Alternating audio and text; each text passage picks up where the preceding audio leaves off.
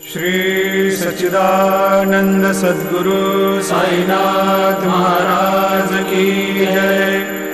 जोडोनिया कर चरणी ठेविला माथा, परिसावे विनंती माझी पंढरीनाथा।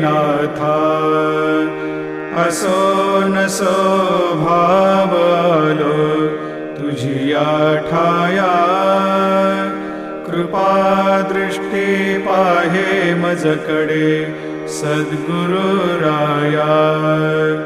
अखंडित सावे ऐसे वाटते पायी, सांडोनी संकोच ठाव थोडासा देई।